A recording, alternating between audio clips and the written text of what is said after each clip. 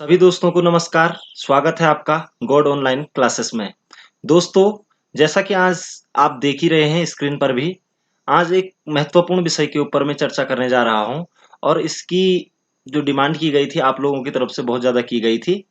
तो दोस्तों, आज मैं आपके सामने लेकर के जो वीडियो आया हूं उसका नाम है नई शिक्षा नीति 2020। दोस्तों, अभी आपने देखा कि जो आजकल सुर्खियों में बना हुआ है, नई शिक्षा नीति 2020 का ड्राफ्ट जो है कि कैबिनेट की मंजूरी इसे मिल चुकी है और इसे अभी लागू होने में अभी संसद में जाएगा, फिर पास होगा। तो कैबिनेट की भारत सरकार के कैबिनेट की मंजूरी नई शिक्षा नीति 2020 को मिल चुकी है। तो इसी पर मैं आज आप लोगों के सामने चर्चा करने वाला हूं कि क्या-क्या प्रावधान 2020 की शिक्षा नीति के तहत किए गए हैं। तो दोस्तों, आपको एक चीज यहाँ पर जानकारी होनी चाहिए कि ये शिक्षा नीति जो होती है एक्चुअली ये क्यों बनाई जाती होगी। तो आपको मैं एक चीज कहना चाहूंगा कि जो शिक्षा है, शिक्षा का जो मुख्य उद्देश्य होता है दोस्तों, वो होता है व्यक्ति का सर्वांगीण विकास। अगर व्यक्ति का सर्वांगीण विकास नहीं हो पा रहा है तो वो शिक्षा शिक्षा नहीं कहलाती है। तो इसीलिए कुछ ना कुछ कमियां रह जाती हैं प्रत्येक नीति में। तो इसलिए नई नीतियां या फिर ये कह सकते हैं कि पुरानी नीतियों में लगातार सुधार किए जाते हैं। और समय के साथ अगर शिक्षा ना चले तो उसका जो स्वरूप होता है वो एक मनुष्य के जीवन में फलीभूत नहीं हो पाता है। तो इसलिए आज ये कह सकते हैं कि वर्तमान में नई शिक्षा नीति की बहुत ज्यादा जरूरत थी और अभी सरकार ने इसको मंजूरी दे दी है। तो आइए चर्चा करते हैं नई शिक्षा नीति 2020 की। दोस्तों, जो नई शिक्षा नीति 2020 है, इससे पहले हमें कुछ जानकारियां लेनी पड़ेंगी क्योंकि परीक्षा की दृष्टि से भी यह बहुत ज्यादा इंपॉर्टेंट टॉपिक होने वाला है और जो भी अब नए एग्जाम होंगे उनमें यहाँ से प्रश्न जरूर बनेंगे। तो दोस्तों, आप समझने की कोशिश करेंगे, ठीक है? तो थोड़ा से ये जान लेते हैं कि नई शिक्षा नीति 2020 से पहले भी क्या हमारे देश में शिक्षा नीतियां बनी हैं या फिर नहीं, या फिर इसका इतिहास क्या रहा है या इसकी पृष्ठभूमि क्या रही है। ठीक है, तो इसको जानकारी हम थोड़ा से लेंगे। इसमें आपको सबसे पहली बात एक चीज़ ये बता देता हूँ मैं कि भारतीय संविधान में मैंने एक वीडियो बनाया हुआ भी है मौलिक अधिकारों के ऊपर भी और राज्य के नीति निर्देशक तत्वों के ऊपर भी। तो दोस्तों, राज्य के जो मौलिक अधिकार हैं, हमारे हमारे जो देश के संविधान के जो मौलिक अधिकार हैं, उसमें अनुच्छेद 21 ए के तहत जो शिक्षा को क्या कहा गया है, एक अधिकार के रूप में लिया गया है कि शिक्षा का अधिकार यानी कि प्रत्येक नागरिक को शिक्षा प्राप्त करने का अधिकार है। और उसमें विशेषकर 6 से 14 वर्ष तक के व्यक्ति के लोगों के लिए शिक्षा निःशुल्क एवं अनिवार्य रूप से राज्य का कर्तव्य होगा, ये बात कही गई है। और जो 6 से 14 वर्ष के बच्चे हैं उनको निःशुल्क एवं अनिवार्य शिक्षा प्राप्त करने का अधिकार है। और यही चीज भारतीय संविधान के नीति निर्देशक तत्वों में भी कही गई है कि 0 से 6 वर्ष तक के बच्चों को निःशुल्क एवं अनिवार्य शिक्षा राज्य सरकारें प्रदान करेंगी। तो हमारा देश का संविधान शिक्षा के लिए हमेशा ही कह रहा है, हमारा मौलिक अधिकार भी है शिक्षा प्राप्त करना। और नीति निर्देशक तत्वों में भी राज्य सरकारों को भी निर्देशित किया गया है कि वो निःशुल्क शिक्षा का प्रावधान करें।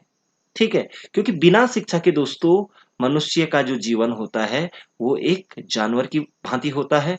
ठीक है, तो एक जीवन जीने का अधिकार है अनुच्छेद 21, और उसी के तहत 21 ए जोड़ा गया है। 21 ए में शिक्षा प्राप्त करने का अधिकार दिया गया है कि अगर शिक्षा प्राप्त आदमी करता है तो वो एक इज्जत की जिंदगी, एक रिस्पेक्ट की जिंदगी, एक मानव वाली जिंदगी जी सकता है। तो सिंपल शब्दों में कह सकते हैं कि हमारे देश का संविधान हमें शिक्षा प्राप्त करने का अधिकार प्रदान करता है। ठीक है, तो जब हमारा देश का संविधान बन रहा था तो और 26 जनवरी 1950 को लागू हुआ, तो उससे पहले ही 1948 ईस्वी में डॉक्टर राधाकृष्णन की अध्यक्षता में एक समिति बनाई गई थी, एक आयोग बनाया गया था जिसका नाम था विश्वविद्यालय शिक्षा आयोग। ठीक है, तो एक प्रश्न यहाँ पर से बन जाता है कि विश्वविद्यालय शिक्षा आयोग का गठन कब किया गया था? तो 1948 में किया गया था और इसके जो अध्यक्ष थे वो कौन थे? डॉक्टर राधाकृष्णन थे। ठीक है, तो जब ये आयोग बना, विश्वविद्यालय शिक्षा आयोग बना था, उसी समय से शिक्षा नीति पर कार्य करना प्रारंभ हो चुका था, एक अप्रत्यक्ष रूप से। ठीक है दोस्तों, कि कहीं न कहीं एक नीति बनाई जाएगी कि किस तरह से शिक्षा पूरे देश में एक तरीके से लागू की जाएगी और किस तरीके से शिक्षा को आगे बढ़ाया जाएगा, किस तरीके से शिक्षा का स्वरूप चेंज होगा, तो वहाँ पर क्या संशोधन किए जाएँगे। तो ये चीज़ें स्वतंत्रता के बाद ही चालू सतत रूप से हो गई थी। लेकिन इसमें हमारे देश में थोड़ा-सा डिले लगातार होता गया, ठीक है? उसके बाद 1964 से 66, 64 में एक आयोग बना, कोठारी आयोग। आप लोग अगर एजुकेशन से रिलेटेड फील्ड से होंगे, बीएड किया होगा आपने, तो आपको ज़रूर पता होगा कि कोठारी आयोग बना था, ठीक है? जिसने 1964 में कोठारी आयोग बना था और 1966 में उसने अपनी क्या करी थी, सिफ़ारिश पेश करी थी। अपनी जो रिपोर्ट थी, उसको पेश किया था और कोठारी आयोग के ही सिफ़ारिश पर 1968 ईस्वी में आज़ाद भारत या कह सकते हैं कि भारत की पहली शिक्षा नीति लागू की गई थी। तो पहला प्रश्न तो ये बनता है कि क्या नई शिक्षा नीति जो 2020 की है, क्या ये पहली शिक्षा नीति है? तो जी नहीं दोस्तों, ये पहली शिक्षा नीति नहीं है। पहली शिक्षा नीति जो भारत में आई थी, वो कब आई थी? 1968 ईस्वी में। आप ये चीज़ें क्लियर रखेंगे और उस समय इंदिरा गांधी की सरकार थी। ठीक है दोस्तों? उसके बाद क्या होता है? 1985 में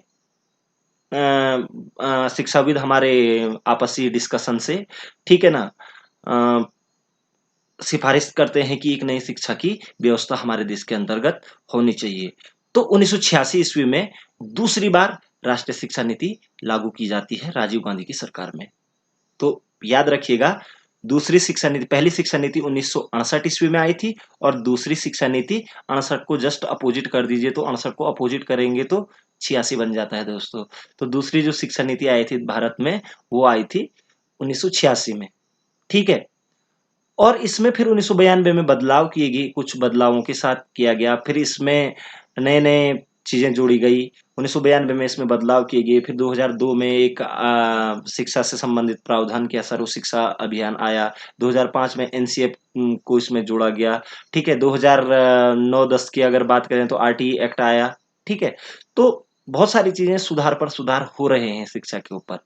लेकिन 1986 से लेकर अब 2020 तक 34 साल हो गए थे और हम उस पुरानी शिक्षा पद्धति में ही जी रहे थे। तो इसी दौरान क्या होता है कि 2014 में बीजेपी अपना जो घोषणा पत्र, चुनाव से पहले अपना घोषणा पत्र तैयार करती है और उसमें एक नई शिक्षा नीति की बात भी करती है, जिससे कि वो अब अपने 6 साल के बाद उसने इसको धरातल पर ले आई। तो दोस्तों यहाँ पर क्या होता है कि जो हमारी 1986 की शिक्षा नीति थी, थोड़ा-सा उसको देखना होगा क्योंकि अभी हम उसी में चल रहे हैं, 1986 की शिक्षा नीति के तहत चल रहे हैं। उसमें क्या था कि एक नई जो हमारा वो पैटर्न था, वो था 10+2 संरचना पर चलती थी। यानी कि 10वीं तक सभी एक जैसे शिक्षा प्राप्त करेंगे और +2 में स्ट्रीम चेंज हो जाएँगे, आर्ट साइड, साइंस में भी पीसीएम, जेड, बीसी। तो इस तरीके से स्ट्रीम ले सकता है, यानी कि एक पर्टिकुलर सब्जेक्टों के लिए आदमी जा सकता था। और ये था कि साइंस है तो उसको कंपल्सरी हो जाता था कि मैथ्स के साथ फिजिक्स पढ़नी है और केमिस्ट्री पढ़नी है। इसी प्रकार से जूलॉजी, बॉटनी, केमिस्ट्री या फिर ये कह सकते हैं आपकी मैथ्स की जगह बायोलॉजी लेना, ये सभी आप लोग जानते हैं। तो इस तरीके की एक संरचना थी। तो इसमें अब चेंज किया गया है। तो क्या-क्या चेंज किया गया है, वो चीज़ हम आगे देखेंगे। तो जो अभी तक 1986 का जो पैटर्न था वो 10+2 का था। ठीक है? 10+2+3 भी कह सकते हैं आप, क्योंकि 10+2 स्ट्रीम चेंज हो जाती थी, +3 3 साल का ग्रेजुएशन होता था। ठीक है ना दोस्तों? लेकिन यहाँ अभी पैटर्न चेंज हो गया, उस पे मैं डिस्कस आगे करूँगा। ठीक है? जो 1986 की जो नीति थी दोस्तों, क्योंकि 1959 के बाद 1986 में जो शिक्षा नीति की गई थी, इसकी जो महत्वपूर्ण विशेषता यह थी कि इसमें सभी के लिए एक जैसी शिक्षा का प्रावधान किया गया था कि सभी को एक जैसी शिक्षा प्रदान की जाएगी, चाहे वो गरीब है, चाहे वो अमीर है, चाहे वो किसी भी जाति, धर्म या लिंग से संबंधित है, तो उन सभी के लिए एक ही प्रकार की शिक्षा का प्रावधान किया गया था। तो ये इसकी बहुत ज़्यादा महत्वपूर्ण बात थी। अब देखते हैं आगे की जो 2020 की जो नई शिक्षा नीति है। सबसे पहली बात तो इसमें कह लेते हैं कि नई शिक्षा नीति 2020 के ड्राफ्ट को 29 जुलाई को केंद्रीय कैबिनेट ने मंजूरी दी है। अभी मंजूरी मिली है दोस्तों, ये लागू नहीं हुई है अभी, ठीक है? तो अब ये संसद में जाएगी, तो प्रश्न यहाँ पर से एक बन जाता है कि जो नई शिक्षा नीति का जो ड्राफ्ट है, उसको केंद्रीय कैबिनेट ने कब मंजूरी दी? तो आप कहेंगे 29 जुलाई 2020 को, 29 जुलाई 2020 को नई शिक्षा नीति 2020 को केंद्रीय कैबिनेट ने मंजूरी दे दी है। ठीक है? अब इसकी एकदम मंजूरी नहीं मिलती है, इससे पहले कुछ समितियां गठित की गई होंगी, तभी जा करके ये वो मिले हैं। तो इसका इतिहास क्या रहा है, जो नई शिक्षा नीति 2020 का जो इतिहास है वो क्या रहा है, उसको भी मैं आपके सामने लाना चाहूंगा। नई शिक्षा नीति तैयार करने के लिए 31 अक्टूबर 2015 को सरकार ने पूर्व कैबिनेट सचिव टी.एस.आर. सुब्रमण्यम की अध्यक्षता में 5 सदस्यों की कमेटी बनाई थी। ठीक है, और कमेटी ने अपनी रिपोर्ट दी 27 मई 2016 को। देखो 31 अक्टूबर 2015 को एक क्या बनाई जाती है, एक कमेटी बनाई जाती है नई शिक्षा नीति को तैयार करने के लिए, और उसके अध्यक्ष होते हैं टी.एस.आर. सुब्रमण्यम। इन्होंने इनकी अध्यक्षता में एक वो बनी, कमेटी बनी, और इन्होंने 27 मई 2016 को क्या करी थी, अपनी रिपोर्ट पेश करी थी। लेकिन सरकार को ये पसंद नहीं आई, यानी कि टी.एस.आर. सुब्रमण्यम की अध्यक्षता में जो शिक्षा नीति तैयार की गई थी वो सरकार को पसंद नहीं आई, और सरकार ने उसमें कोई दिलचस्पी नहीं दिखाई। ठीक है दोस्तों, उसके बाद क्या होता है कि 24 जून 2017 को, ठीक है, 24 जून 2017 को इसरो के प्रमुख रहे वैज्ञानिक के कस्तूरी रंगन के कस्तूरी रंगन की अध्यक्षता में 9 सदस्यों की एक क्या बनाई गई, कमेटी बनाई गई, और इन्होंने नई शिक्षा नीति का ड्राफ्ट तैयार करने की, मतलब इनको जिम्मेदारी दी गई। तो सिंपल सा आपको याद कौन रखना है, आपको रखना है के कस्तूरी रंगन। के कस्तूरी रंगन जो कि इसरो के भी क्या रहे हैं, पहले चेयरपर्सन रहे हैं। तो के कस्तूरी रंगन की अध्यक्षता में जो टीम बनाई गई थी, वही नई शिक्षा नीति के ड्राफ्ट को तैयार करने में उनकी अध्यक्षता में बनाई गई थी। यानी कि आप कह सकते हैं कि नई शिक्षा नीति 2020 किसकी अध्यक्षता में इसका ड्राफ्ट तैयार किया गया था, तो आप कहेंगे के कस्तूरी रंगन। और इनको कब दी गई थी ये जिम्मेदारी, 24 जून 2017 को। उसके बाद इन्होंने इसमें काफी टाइम लिया, और 31 मई 2019 को ये ड्राफ्ट एचआरडी मंत्री रमेश पोखरियाल निशंक को इन्होंने सौंपा। 31 मई 2019 को सौंप दिया था। ठीक है, उसके बाद क्या होता है, जो एचआरडी मंत्रालय है हमारा, ह्यूमन रिसोर्स डेवलपमेंट, तो जो ये मंत्रालय है एचआरडी, मानव संसाधन मंत्रालय, तो ये क्या करता है कि राय लेता है। इसमें अभिभावकों की राय ली जाती है, शिक्षाविदों की राय ली जाती है, बच्चों की राय ली जाती है। तो लगभग लगभग 2 लाख लोगों से राय ली गई कि इस नई शिक्षा नीति में क्या क्या होना था। उनकी राय में से जो जो चीजें इफेक्टिव थी उनको इस नई शिक्षा नीति में जोड़ा गया है। ठीक है, तो उसके बाद जब राय लेने का ये सिलसिला शुरू हुआ, तो उसके बाद अब 29 जुलाई को केंद्र कैबिनेट ने नई शिक्षा नीति को ड्राफ्ट को क्या दे दी है, मंजूरी दे दी है। तो सिंपल आप याद रखेंगे कि 2015 में पहली बार 2020 की जो शिक्षा नीति थी उसके लिए टी.एस.आर. सुब्रमण्यम की अध्यक्षता में एक कमेटी बनाई गई, जिसको कि बाद में सरकार ने नहीं माना। उसके बाद 2017 में के कस्तूरी रंगन की अध्यक्षता में 9 सदस्यीय कमेटी बनाई गई थी। ठीक है, और इसके ड्राफ्ट को क्या कर लिया गया, इसके मसौदे को सरकार ने मान लिया, और 29 जुलाई 2020 को कैबिनेट ने इसको मंजूरी दे दी। ठीक है दोस्तों, अब इसमें सबसे बड़ी चीज क्या आ रही है दोस्तों, एक बात यहाँ पर मानव संसाधन मंत्री रमेश पोखरियाल कहा जा रहा है। ठीक है, लेकिन अब यहाँ पर इसकी जो, इस नीति की जो सबसे बड़ी विशेषता है, इसमें एक नाम चेंज कर दिया गया है। मानव संसाधन मंत्रालय का नाम ही हटा करके शिक्षा मंत्रालय कर दिया गया है। तो ये बहुत ज्यादा इंपॉर्टेंट है। ये इससे पहले क्या था कि 1986 से पहले भी शिक्षा मंत्रालय था इस विभाग का नाम, लेकिन 1986 की जो राष्ट्रीय शिक्षा नीति आई थी उसमें राजीव गांधी की सरकार ने इसका नाम मानव संसाधन मंत्रालय कर दिया था। अब इसमें हमारे देश के मतलब काफी सारे दल हैं, विशेषकर आरएसएस ने इसका विरोध भी किया था कि मनुष्य को हम क्या नहीं मान सकते हैं, एक संसाधन के रूप में नहीं माना जा सकता है। तो इसका काफी सारा विरोध हुआ, लेकिन इस पर हम चर्चा नहीं कर सकते, ये राजनीतिक पहलू हो जाता है, तो इस पर हम चर्चा नहीं करेंगे। तो अभी इसका क्या कर दिया गया है, नाम फिर से बदल करके शिक्षा मंत्रालय कर लिया गया है। कई बार प्रश्न पूछा जाता था कि जो मानव संसाधन मंत्रालय कब अस्तित्व में आया, तो 1986 में आया था। ठीक है ना, तो आप इस चीज को क्लियर रख लेंगे। अब फिर अभी 2020 में इसका नाम चेंज करके शिक्षा मंत्रालय रख दिया। तो पहली बात तो इसकी यही है नई शिक्षा नीति की, कि आपसे मानव संसाधन मंत्रालय का नाम चेंज करके क्या हो जाएगा, शिक्षा मंत्रालय हो जाएगा, और एचआरडी मिनिस्टर नहीं होंगे, यानी कि मानव संसाधन मंत्री नहीं कहलाएंगे, बल्कि शिक्षा मंत्री कहलाएंगे देश के। ये चीज हम सब लोगों को क्लियर रखनी है। ठीक है दोस्तों, और देखते हैं अब आगे क्या क्या होता है। ठीक है। अब बात करते हैं थोड़ा सा पैटर्न की। 1986 का जो पैटर्न था हमारा शिक्षा नीति का, उसमें उसका जो पैटर्न था वो था 10+2+3।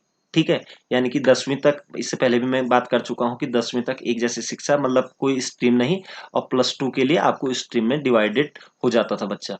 ठीक है ना। तो इसमें यहाँ पर कहा भी गया है कि 10वीं तक सारे सब्जेक्ट और 11वीं में स्ट्रीम तय करनी होती थी, पर्टिकुलर सब्जेक्ट के लिए जाता था। लेकिन जो ये नई शिक्षा नीति है, इसमें चेंज कर दिया गया है दोस्तों। ये 10+2 नहीं रही, 10+2 का पैटर्न नहीं रहा, बल्कि अब ये हो गया है 5+3+3+4। 5+3+3+4 यहाँ पर स्क्रीन पे भी आप देख सकते हैं, और चाहो तो स्क्रीनशॉट भी ले सकते हो। ठीक है, तो 5+3+3+4 की क्या बन गई है, पैटर्न बन गया है। इसमें अब आपको थोड़ा सा समझना होगा। ये 5 का मतलब यहाँ पर 1 2 3 4 5 का क्लास तक नहीं है दोस्तों। यहाँ पर 5 का मतलब है कि जो प्री प्राइमरी को भी इसमें ऐड किया गया है। यानी कि प्री प्राइमरी, आज तक आप प्राइवेट स्कूलों में देखते थे कि नर्सरी, एलकेजी, यूकेजी होता था, तो 3 क्लासेस तो वही चल जाती थी, और कक्षा 1 और कक्षा 2। ठीक है, तो प्री प्राइमरी यानी कि जो आंगनबाड़ी भी थी हमारी, अगर गवर्नमेंट की बात करें, गवर्नमेंट स्कूलों की बात करें, तो आंगनबाड़ी 3 साल की होती थी। ठीक है, तो उन 3 क्लास को और कक्षा 1 और कक्षा 2 को ये 5 में ऐड किया गया है। यानी कि प्री प्राइमरी से कक्षा 2 तक 5 क्लासें ये हुई। उसके बाद कक्षा 3 से कक्षा 5 तक का 3 ये आ गया। उसके बाद का जो 3 नेक्स्ट आ रहा है वो 6 7 8 के लिए है, और जो 4 आ रहा है लास्ट का, वो 9वीं 10वीं 11वीं 12वीं तक का है दोस्तों। ठीक है, तो ये आपको समझना है कि जो फर्स्ट 5 है उसमें है प्री प्राइमरी प्लस कक्षा 2, कक्षा 1 और कक्षा 2। फिर +3 आ रहा है कक्षा 3 4 5, फिर +3 आ रहा है कक्षा 6 7 8, और +4 आ रहा है जो 9 10 11 12 की जो कक्षाएं होंगी वो एक साथ होंगी। तो इस तरीके का एक क्या बनाया गया है, पैटर्न बनाने की कोशिश करी गई है। अब इसमें क्या क्या है, सभी बच्चे 3 5 और 8 की स्कूली परीक्षाएं देंगे, स्कूली परीक्षाएं होंगी। ठीक है, ग्रेड 10 और 12वीं के लिए बोर्ड परीक्षा रखी जाएंगी, बोर्ड परीक्षाएं जारी रहेंगी दोस्तों। ठीक है ना, कई लोग ये चर्चा भी कर रहे थे कि अब बोर्ड खत्म हो जाए, लेकिन हाँ, बोर्ड के स्वरूप को क्या कर दिया गया है, थोड़ा कम कर दिया गया है। जो बोर्ड की जो महत्व था उसको क्या कर दिया गया है, कम कर दिया गया है। ठीक है, एक नया राष्ट्रीय आकलन केंद्र परख स्थापित किया जाएगा। इसकी जगह पर एक आकलन केंद्र भी वो किया जाएगा जिसका नाम होगा परख। ठीक है ना, 3 से 6 साल के बच्चों को अलग पाठ्यक्रम तय होगा। 3 से 6 साल के बच्चे, यानी कि 3 से 6 साल के बच्चे जो होंगे वो प्री प्राइमरी में होंगे। एलकेजी, जिसको हम नाम प्राइवेट में क्या नाम देते हैं, नर्सरी, एलकेजी और यूकेजी। तो जो 3 से 6 साल के बच्चे होते हैं वहां पर, ठीक है ना, तो उनका अलग से पाठ्यक्रम तय होगा, जिसमें उन्हें खेल के तरीके से सिखाया जाएगा, खेल विधि का यूज करके उनको सिखाया जाएगा। ठीक है, इसके लिए टीचर्स की भी अलग ट्रेनिंग होगी, और विशेषकर टीचर की ट्रेनिंग के लिए, क्योंकि वो जो बच्चे होते हैं उनको पढ़ाना बहुत आसान नहीं होता है।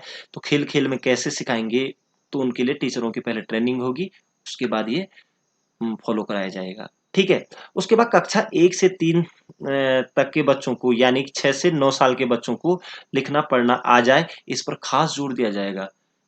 अभी बहुत सारी रिपोर्टें आती हैं, नेस की रिपोर्ट आई, असर की रिपोर्ट आई, उसमें ये कहा गया है कि कक्षा 5 का बच्चा स्पष्ट लिख नहीं पाता है या पढ़ नहीं पाता है। तो यहाँ पर ये नई शिक्षा नीति में ये बात कही गई है कि जो 6 साल से और 9 साल के बीच के बच्चे हैं, इस दौरान उस बच्चे को क्या आ जाना चाहिए, लिखना और पढ़ना तरीके से आ जाना चाहिए, इस पर विशेष जोर दिया जाएगा। ठीक है, कक्षा 6 से ही बच्चे को वोकेशनल कोर्स पढ़ाए जाएंगे। अब देखिए बच्चे, यहाँ पर बहुत दोस्तों, यहाँ पर एक बहुत ज्यादा इंपॉर्टेंट बात आ रही है, और जो कि बहुत ज्यादा एक नई चीज भी है। ठीक है, अभी तक क्या होता था, कक्षा 6 के में आने पर बच्चे को सारे सब्जेक्टों को क्या कर दिया जाता है, थोप दिया जाता है। ठीक है, लेकिन यहाँ पर वोकेशनल कोर्स की बात हो रही है, यानी कि व्यावसायिक शिक्षा की बात हो रही है, कि यानी कि उसके पास कक्षा 6 से ही एक क्या होगी, एक स्किल उसके अंदर डाली जाएगी, यानी कि जो स्किल उसके अंदर है। ठीक है, अगर वो कारपेंटर बनना चाहता तो उसके अंदर कारपेंटर वाली स्टडी उसको कराई जाएगी।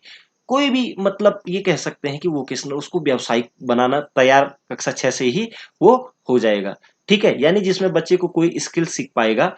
बकायदा बच्चों की इंटर्नशिप भी होगी, इसमें इंटर्नशिप भी होगी। आपने देखा होगा जैसे बीएड में इंटर्नशिप होती है कि पढ़ाने के लिए जाना पड़ता है बच्चों को, फिर वहां पर अपनी जो क्षमताएं होती है उनका विकास करना होता है। तो ऐसी ही इंटर्नशिप क्या होगी, कक्षा 6 से ही बच्चों की होगी। चाहे वो कारपेंटर की दुकान में जाना पड़े उनको, चाहे वो लॉन्ड्री के वहां जाना पड़े उनको। तो ये चीजें वोकेशनल कोर्स के अंतर्गत रखी जाएंगी। ठीक है ना। इसके अलावा छठी क्लास से ही बच्चे की प्रोजेक्ट बेस्ड लर्निंग होगी, और प्रोजेक्ट बेस्ड लर्निंग अधिगम होगा।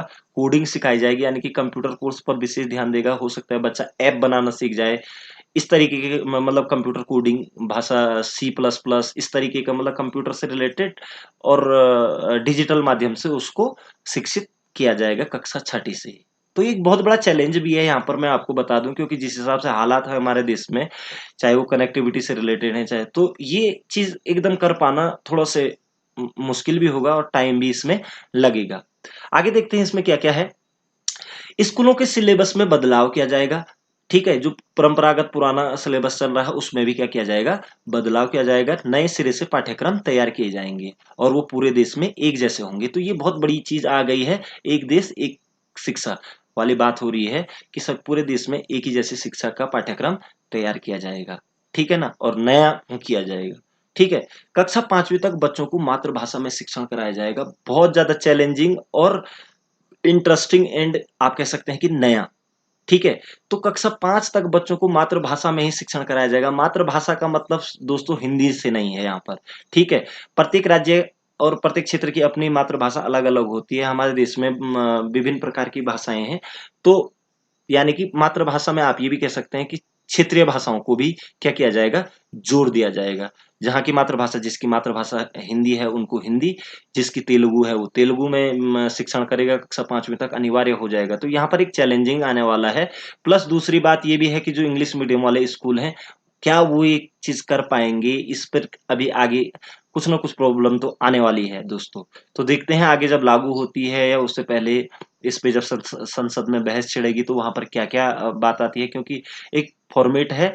क्योंकि इसके पीछे मंशा यही रही है कि किसी भी भाषा को हम बच्चे के ऊपर थोप नहीं सकते हैं। तो इसलिए जो स्टार्टिंग के जो 5 साल होते हैं बच्चे के, उसमें मातृभाषा में शिक्षण कराया जाए, ताकि बच्चा एक स्किल्ड बन पाए, यानी कि उसकी बुनियाद जो हो सके वो एक अच्छी हो जाएगी। क्योंकि बच्चे की जो मातृभाषा होती है उसमें वो जल्दी सीख पाएगा। तो इसलिए कक्षा 5 तक बच्चों को मातृभाषा में शिक्षण कराने की बात की गई है। तो दोस्तों आप एक एक पॉइंट को मतलब माइंड में रखिएगा कि क्या क्या चीजें हैं। ये परीक्षा की दृष्टि से बहुत ज्यादा मतलब महत्वपूर्ण चीजें आ रही हैं सामने। ठीक है, नई शिक्षा नीति 2020 के तहत स्कूल से दूर रह रहे लगभग 2 करोड़ बच्चों को मुख्य धारा में वापस लाने का लक्ष्य रखा गया है। हमारे देश में दोस्तों अभी भी 2 करोड़ लोग ऐसे हैं जो विद्यालय नहीं जा पाते हैं। तो उनको भी वापस लाने का मुख्य लक्ष्य रखा गया है। तो इसके लिए भी विभिन्न प्रकार के प्रावधान सरकारों द्वारा किए जाएंगे। बोर्ड की परीक्षाओं को अहमियत घटाने की बात है। 10वीं और 12वीं के बोर्ड तो होंगे, लेकिन उनकी अहमियत को क्या कर दिया गया है, घटाने की बात की गई है। अब ये बात कही जा रही है कि साल में 2 बार बोर्ड की परीक्षाएं कराई जा सकती हैं। ठीक है, और बोर्ड की परीक्षाओं में ऑब्जेक्टिव टाइप क्वेश्चन पेपर भी हो सकते हैं। तो क्योंकि ज्ञान में वृद्धि करना है, बल्कि ये कह सकते हैं आपकी रटंत्र प्रणाली को खत्म करके ज्ञान वृद्धि करनी है, रचनात्मक बनाना है बच्चे को। तो इसलिए ये बात कही जा रही है कि उसको रटंत्र प्रणाली से दूर करके और तनाव मुक्त करके, क्योंकि बोर्ड का एक अजीबोगरीब तनाव बच्चों के ऊपर हो जाता है। तो उसको कम करके उसके पेपर में शिथिलता ला करके, सरल बना करके, इस तरीके से बोर्ड की परीक्षाएं कराई जा सकती हैं साल में 2 बार। ठीक है, तो ये सारी चीजें आपके पास ऑब्जेक्टिव टाइप क्वेश्चनों में आ सकते हैं विभिन्न प्रतियोगी परीक्षाओं में। तो इन चीजों पर आप विशेष ध्यान देंगे।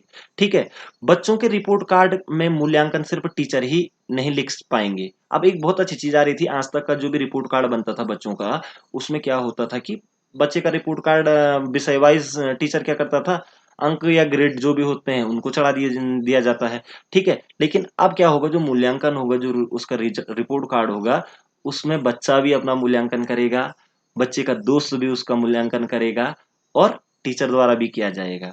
ठीक है ना। तो बहुत अच्छी चीज है ये, कि बच्चा ये समझ पा रहा है कि क्या मैं सही कर पा रहा हूँ, क्या नहीं गलत कर पा रहा हूँ, और उसका दोस्त भी उसमें उसकी सहायता कर रहा है, यानी कि उसका मूल्यांकन कर रहा है। तो सीधी सी बात है, अगर मैं किसी का मूल्यांकन कर रहा हूं, तो इट मीन्स मुझे कुछ चीजें पता है कि अगर ऐसा कर रहे हैं तो ये चीज गलत है या ये चीज अच्छी है। तो मूल्यांकन करना बच्चा अगर बचपन से ही सीख रहा है तो वो एक वेल डिसिप्लिन्ड होकर के निकलेगा। ये चीज भी इसमें हम समझ सकते हैं। ठीक है दोस्तों, आगे बात कही गई है, स्कूल से बच्चा निकलेगा तो हर बच्चे के पास एक वोकेशनल स्किल होगा, यानी कि जब 12वीं के बाद वो, क्योंकि छठी से ही वोकेशनल कोर्स की बात की जा रही है, और जब वो 12वीं पास करके जाएगा तो उसके पास एक स्किल होगा दोस्तों। ठीक है, तो बहुत अच्छी बात आ रही है नई शिक्षा नीति में। भले चैलेंजिंग होगा, लेकिन अगर धरातल पर उतर आती हैं ये चीजें तो आने वाला फ्यूचर बहुत ब्राइट होगा, क्योंकि उसके पास से क्या हो जाएगी, 12वीं के बाद उसके पास क्या हो जाएगी, एक स्किल होगी, तो वो उसी के पीछे भागेगा। अब यहाँ क्या होता है, अभी तक क्या हो रहा था 1986 कि 12वीं पास करता है, उसके बाद बच्चा तय नहीं कर पाता है कि मैं किस फील्ड में जाऊंगा, लेकिन उसको 12वीं तक ही उसका अगर फिक्स हो जाता है कि मेरे अंदर ये स्किल है, तो वो उसी फील्ड में घुसने की कोशिश करेगा, जिससे कि नौकरियां भी अच्छे से मिलेंगी और क्या होगा, भगदड़ नहीं मचेगी विभिन्न जगह जगहों पर। ठीक है दोस्तों, तो ये बात आई है कि जब बच्चा 12वीं के बाद निकलेगा, स्कूल से निकलेगा, तो हर बच्चे के पास क्या होगा, वोकेशनल स्किल होगा। इस चीज का भी प्रावधान शिक्षा नीति 2020 में किया गया है। ठीक है दोस्तों, उसके बाद एनसीईआरटी की सलाह से एनसीटीई टीचर्स ट्रेनिंग के लिए एक नया सिलेबस एनसीएफटीई 2021 तैयार करेगा। 2030 तक शिक्षण कार्य करने के लिए कम से कम योग्यता 4 वर्षीय इंटीग्रेटेड बीएड डिग्री हो जाएगी। दोस्तों यहाँ पर एक दो चीजें आ रखी है, एक तो एनसीईआरटी आ रखी है, national council of education research and training. ठीक है, इसकी जो एनसीईआरटी की जो स्थापना की गई थी दोस्तों, वो 1961 ईस्वी में की गई थी, और यहाँ पर आ रहा है एक एनसीटीई जो कि 1995 में आया था आपके सामने। ठीक है, तो जो एनसीईआरटी की सलाह पर एनसीटी क्या बनाएगी, टीचर ट्रेनिंग के लिए एक कोर्स तैयार कर, एक सिलेबस तैयार करेगी, जिसका नाम होगा एनसीएफटीई। ठीक है, एनसीएफटीई 2021 तैयार करेगी। ठीक है, और उसी के बेस पर क्या होगा, टीचर्स की ट्रेनिंग होगी, क्योंकि 2000 जो नई शिक्षा नीति आ रही 2020 की, इसमें टीचर्स ट्रेनिंग पर विशेष जोर दिया गया है, क्योंकि टीचर सर्वे सर्वा होता है, बच्चे का फ्यूचर का निर्धारण करने में टीचर का एक अहम रोल होता है। इसलिए टीचर्स ट्रेनिंग के लिए एक अलग सा ही सिलेबस बनाया जा रहा है, और साथ ही साथ 2030 तक शिक्षण कार्य करने के लिए कम से कम योग्यता 4 वर्षीय इंटीग्रेटेड बीएड कोर्स की बात हो रही है। तो इसमें भी ये बात हो रही है कि अगर 12वीं के बाद ही 3 वर्ष 3+1 यानी कि 4 वर्ष तक अगर वो इंटीग्रेट करता है, तो 4 वर्ष में उसको बीएड और ग्रेजुएशन की डिग्री एक साथ मिल सकती है। ठीक है दोस्तों, तो ये बहुत अच्छी बात आ रही है। उसके बाद शिक्षकों को प्रभावी और पारदर्शी प्रक्रिया के जरिए भर्ती किया जाएगा। अब कई हर राज्य की अपनी अपनी भर्ती प्रक्रियाएं हैं, लेकिन यहाँ पर एक पारदर्शी की बात हो रही है कि पारदर्शी तरीके से बात की, मतलब भर्ती की जाएगी शिक्षकों की भी। दूसरी चीज क्या है, जीडीपी का 6% शिक्षा पर खर्च होगा, जो कि अभी 4.3% के आसपास है। ये बात दोस्तों हमारे शिक्षा में, मतलब जो बजट जब भी पेश होता है, इस हर बार के बजट में ये बात पूर्वानुमान लगाई जाती है कि शिक्षा के लिए इतना आएगा और आना चाहिए।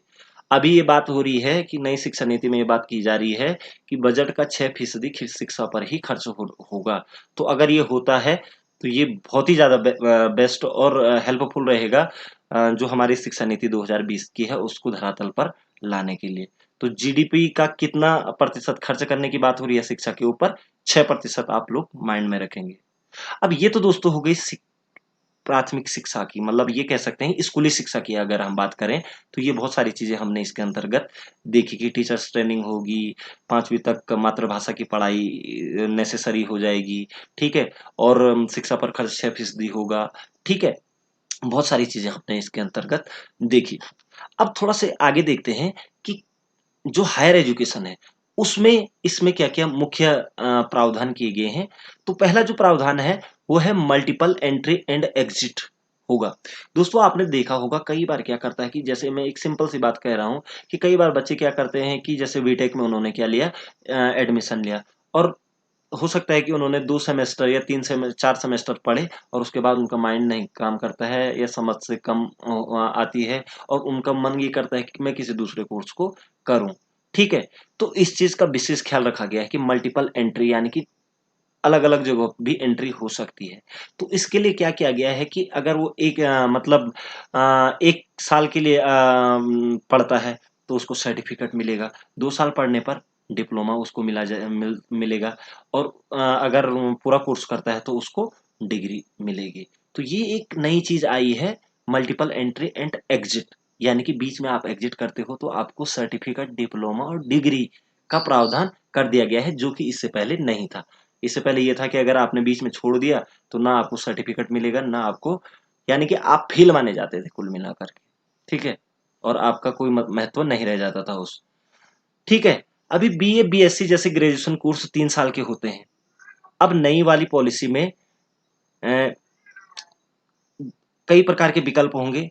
जो नौकरी के लिहाज से पढ़ रहे हैं उनके लिए 3 साल का ग्रेजुएशन होगा, ठीक है। जो जिन्होंने नौकरी करनी है तो वो 3 साल का उनके लिए ग्रेजुएशन होगा। और जो रिसर्च में जाना चाहते हैं, ठीक है दोस्तों, तो उनके लिए 4 साल का ग्रेजुएशन होगा। फिर 1 साल पोस्ट ग्रेजुएशन, यानी कि एमए अब 2 साल का नहीं होगा बल्कि 1 साल का होगा। फिर रिसर्च में जाना चाहते हैं तो 4 साल का उनका ग्रेजुएशन हो गया। उसके बाद 1 साल का क्या हो जाएगा, पोस्ट ग्रेजुएशन, और 4 साल का पीएचडी, ठीक है। पहले क्या करते थे कि उसके बाद 2 साल की एमफिल करना पड़ता था, ठीक है। तो एमफिल को क्या कर दिया गया है, खत्म कर दिया गया है यहाँ पर, ठीक है। तो 4 साल की पीएचडी हो जाएगी और 4 साल का उससे पहले ग्रेजुएशन का कोर्स हो जाएगा और बीच में 1 साल का पोस्ट ग्रेजुएशन का कोर्स रखा गया है। तो इस तरीके से हमारी शिक्षा व्यवस्था आगे को काम करेगी। तो ये बात भी इसमें कही गई है। उसके बाद मल्टी डिसिप्लिनरी एजुकेशन होगी। अब मल्टी डिसिप्लिनरी एजुकेशन क्या होता है, यानी कि कोई स्ट्रीम नहीं होगी। स्ट्रीम आज तक क्या होता था कि आर्ट स्ट्रीम वाला है, साइंस स्ट्रीम वाला है, कॉमर्स स्ट्रीम वाला है, लेकिन ऐसा नहीं होगा। कोई भी मन चाहे सब्जेक्ट चुने जा सकते हैं।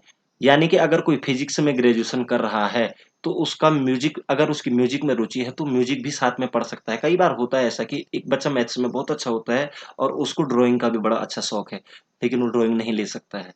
तो ये चीज इसमें रखी गई है कि आपके पास क्या होगा, मल्टी डिसिप्लिनरी एजुकेशन, यानी कि स्ट्रीम नहीं होगी, ठीक है ना। तो फिजिक्स के साथ म्यूजिक पढ़ सकता है, फिजिक्स के साथ आपका, यानी कि पहले क्या फिजिक्स से आपको मैथ्स पढ़नी होती थी, ठीक है ना। पीसीएम ले लिया आपने तो फिजिक्स केमिस्ट्री मैथ्स, उसके बाद जेडबीसी। तो इस तरीके की अलग अलग स्ट्रीम थी आर्ट्स में। हाँ, आगे आप तो आप वहाँ साइंस नहीं पढ़ सकते हो। तो ये चीजें थी, तो ये नहीं रहेगा, ठीक है। आर्ट्स और साइंस वाला मामला अलग अलग नहीं रखा जाएगा। हालांकि इसमें मेजर और माइनर सब्जेक्ट की व्यवस्था होगी, ठीक है, कि मेजर बनाए जाएंगे कुछ सब्जेक्ट और एक माइनर सब्जेक्ट के रूप में वो उस सब्जेक्ट को पढ़ सकता है जिसमें उसकी रुचि है, ठीक है दोस्तों। उच्च शिक्षा के लिए सिंगल रेगुलेटर बनाया जाएगा। जैसे अभी यूजीसी, एआईसीटीई जैसी कई संस्थाएं हायर एजुकेशन के लिए हैं, ठीक है दोस्तों। लेकिन अब क्या कर दिया जाएगा, अब इन सबको मिला करके एक ही रेगुलेटर बनाया जाएगा जो इनको क्या करे, हायर एजुकेशन को क्या करेगा, जो रेगुलेट करेगा। यानी कि यूजीसी को भी खत्म कर दिया जाएगा, एआईसीटीई को भी खत्म कर दिया जाएगा, ठीक है ना। अब सबको मिला करके एक ही रेगुलेटर बनाया जाएगा और सिर्फ और किसको छोड़ करके, मेडिकल और लॉ की पढ़ाई के अलावा, ठीक है। सभी प्रकार के उच्च शिक्षा के लिए सिंगल रेगुलेटर बॉडी, भारतीय उच्च शिक्षा आयोग, उसको क्या का नाम दिया जाएगा, भारतीय उच्च शिक्षा आयोग HECI का गठन किया जाएगा। तो ये कह सकते हैं हम कि अब मल्टी मल्टी रेगुलेटर नहीं होंगे बल्कि सिंगल रेगुलेटर बनाए जाएंगे हायर एजुकेशन के लिए। तो ये भी एक नई चीज आई है और इसके लिए किसका गठन किया जाएगा, भारतीय उच्च शिक्षा आयोग का गठन किया जाएगा, ठीक है दोस्तों। उसके बाद अगर आप अगली बात करें कि नई शिक्षा नीति का लक्ष्य व्यावसायिक शिक्षा सहित उच्चतर शिक्षा में जीईआर को 26.3% जो कि 2018 में से बढ़ाकर 2035 तक 50% करना है। अब दोस्तों यहाँ पर एक चीज आ रही है, जीईआर। जीईआर क्या होता है, जीईआर का मतलब होता है ग्रॉस इनरोलमेंट रेशियो। ये चीजें आ सकती हैं विभिन्न प्रकार की परीक्षाओं में कि जीईआर से आप क्या समझ रहे हो। तो जीईआर का मतलब होता है ग्रॉस इनरोलमेंट रेशियो, यानी कि सकल नामांकन अनुपात। ये क्या होता है दोस्तों कि ये 26.3% चल रहा है 2018 के अगर आंकड़ों की हम बात करें। यानी कि जो स्कूली शिक्षा प्राप्त कर चुके हैं, यानी कि जिन्होंने इंटर कर लिया है, उसके बाद 26.3% ही अभी तक लोग क्या कर रहे हैं, हायर एजुकेशन कर पा रहे हैं। तो इसके लिए क्या किया गया है, 2035 तक इसको 50% तक बढ़ाने की बात की गई है, ठीक है, जीईआर को, ठीक है दोस्तों। तो ये चीज आप क्लियर रखिएगा कि जीआर को बढ़ाने का लक्ष्य कब तक का है, तो 2035 तक का, और कितना प्रतिशत बढ़ाने की बात की है, 50%। और इसके लिए अब वो हायर एजुकेशन में क्या करने की, सीटें बढ़ाने की बात कर रहे हैं, यानी कि 3.5 करोड़ नई सीटें जोड़ी जाएंगी विभिन्न प्रकार के कोर्सेज के लिए। ठीक है दोस्तों। उसके बाद अगली बात अगर करें, देश भर की हर यूनिवर्सिटी के लिए शिक्षा के मानक एक समान होंगे। सारी यूनिवर्सिटियों में शिक्षा के एक ही प्रकार के मानक होंगे। इसका मतलब ये नहीं होगा कि सेंट्रल यूनिवर्सिटी में कुछ और चल रहा है और जो स्टेट यूनिवर्सिटी है उनमें कुछ और ड्रीम्ड यूनिवर्सिटी में कुछ और। ठीक है, ऐसा नहीं होगा। यानी कि सबके मानक एक जैसे होंगे। ठीक है। और प्राइवेट स्कूलों की जो फीस जो अलग अपने अपने मनमानी करते हैं, उनके लिए भी इसमें प्रावधान किया गया है। फी कैप, इसके लिए एक फी कैप तैयार किया जाएगा कि ताकि फीस इक्वल रह पाए। तो ये चीजों का भी इसमें, जो कि बहुत अच्छी बातें हैं, इनका प्रावधान किया गया है नई शिक्षा नीति के तहत। उसके बाद रिसर्च प्रोजेक्ट की फंडिंग के लिए, जो रिसर्च प्रोजेक्ट होंगे उसकी फंडिंग के लिए अमेरिका की तर्ज पर नेशनल रिसर्च फाउंडेशन बनाया जाएगा। अमेरिका में ऐसा ही होता है कि एक वहां पर रिसर्च फाउंडेशन बनाया गया है, तो इसलिए यहाँ पर भी एक फाउंडेशन बनाया जाएगा रिसर्च प्रोजेक्ट की फंडिंग के लिए। नेशनल रिसर्च फाउंडेशन बनाया जाएगा जो साइंस के अलावा आर्ट्स के विषयों में भी रिसर्च प्रोजेक्ट को फंड करेगा। आर्ट सब्जेक्ट को नहीं किया जाता था इससे पहले, तो अब आर्ट सब्जेक्ट के लिए भी क्या होगी, फंडिंग होगी। इसके अलावा आईआईटी आईआईएम के समकक्ष बहुविषयक शिक्षा एवं अनुसंधान विश्वविद्यालय। ठीक है, इस तरीके की जो हमारी विश्वविद्यालय या ये कह सकते हैं अनुसंधान केंद्र थे, आईआईटी या आईआईएम, इसी प्रकार के बहुविषयक, यानी कि उसमें 8 सब्जेक्टों का भी समावेश होगा। तो MERU एक क्या किया जाएगा, तैयार किया जाएगा। ठीक है, स्थापित किया जाएगा। और विश्व की टॉप यूनिवर्सिटीज को देश में अपने कैंपस खोलने की अनुमति दी जाएगी। विश्व के जो जैसे हार्वर्ड, कैम्ब्रिज, अगर ये अपने हमारे देश में अगर अपने कैंपस खोलने चाहती हैं तो इनको भी क्या मिल जाएगी, अनुमति मिल जाएगी। तो ये बहुत सारी चीजें नई शिक्षा नीति के अंतर्गत आ गई हैं दोस्तों। अब ये लागू होती हैं, कब लागू होंगी इस पर तो अब चर्चा बाद में करेंगे जब ये लागू होगी, लेकिन अब ये कह सकते हैं हम कि इसको मंजूरी मिल गई है। ठीक है दोस्तों, इसको धरातल पर लाना इतना आसान भी नहीं है, क्योंकि जिस प्रकार से बातें की गई है, क्योंकि भारत की परिस्थितियां किस प्रकार की हैं उनको मद्देनजर रखते हुए इनमें अभी समय जरूर लग सकता है। लेकिन ये भविष्य के लिए एक बुनियाद, ये कह सकते हैं कि एक बुनियाद हम रख रहे हैं। इसी मतलब इस चीज को हम ये कह सकते हैं कि एक सकारात्मक दृष्टि से अगर हम देखें तो ये भावी भविष्य की एक बुनियाद हो सकती है, और जिससे भारत को एक क्या मिलेगी, बहुत ज्यादा अच्छी शक्ति प्राप्त होगी। तो आशा करता हूं दोस्तों कि आपको ये वीडियो जरूर पसंद आया होगा। इसमें मैंने बहुत ज्यादा इंपॉर्टेंट चीजों का समावेश किया था जो कि परीक्षाओं की दृष्टि से बहुत ही ज्यादा इंपॉर्टेंट है। तो आपको पसंद आया होगा। आपके उज्जवल भविष्य की कामना करता हूँ। धन्यवाद। जय हिंद, जय भारत, नमस्कार।